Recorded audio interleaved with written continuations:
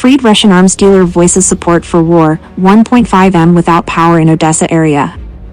In his first televised interview since his return to Russia following a prisoner swap with American WNBA star Brittany Griner, arms dealer Victor Bout said he wholeheartedly supports the war in Ukraine and would volunteer for the effort if he had the opportunity, Russian state media reported. Earlier, Russian President Vladimir Putin said negotiations over the prisoner swap did not thaw U.S.-Russian relations. In Ukraine, more than 1.5 million people in the Black Sea port city of Odessa and its surroundings were left without electricity on Saturday, President Volodymyr Zelensky said in his daily address, after what he described as a night of strikes by Iranian-made drones. Power engineers, repair crews, regional authorities, everyone is working non-stop to restore power, he said, adding that because the hits were critical, it could take time. Here's the latest on the war and its ripple effects across the globe. Key developments. The brother of Paul Whelan, a Marine-turned-corporate security executive who was convicted of espionage and is serving a 16-year sentence in a Russian prison, hit back at former President Donald Trump for suggesting that the deal made to free Griner was stupid and unpatriotic. David Whelan told Fox News that Trump's remarks were disappointing for a former president. I think that what President Biden did was to take care of an American who was in peril and bring home the American that he could bring home, he said.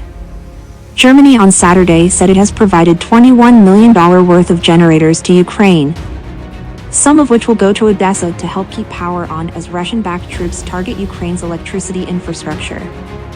A local energy agency predicted it could take up to 2 to 3 months for the city to recover from the latest strikes.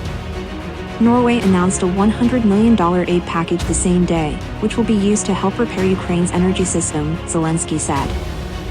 Battleground updates.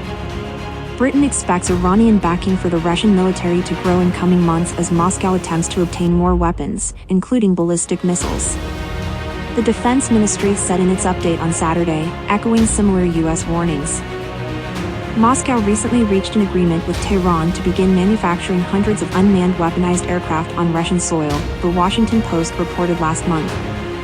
Russian forces have used a significantly higher number of Iranian-made drones to attack critical infrastructure targets in southern Ukraine in recent days than in previous weeks. The Institute for the Study of War, a U.S.-based think tank, said in its Battleground update.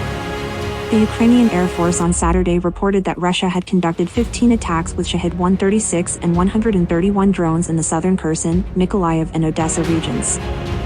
Ukrainian forces shot down 10 of the drones, according to Zelensky. Global impact. A trio of human rights defenders in Belarus, Russia and Ukraine received the 2022 Nobel Peace Prize at a ceremony Saturday in Oslo. Ukraine's Center for Civil Liberties, which is working to document alleged war crimes by Russian invaders, the Russian human rights group Memorial, and imprisoned Belarusian human rights advocate Alesh Bialyatsky. In her acceptance speech, Alexandra Matvichuk, the head of the CCL, urged foreign leaders to stop making concessions to dictatorships. The conflict in Ukraine could become a major war between NATO countries and Russia if things go wrong. NATO Secretary General Jens Stoltenberg warned in an interview with Norway's public broadcaster.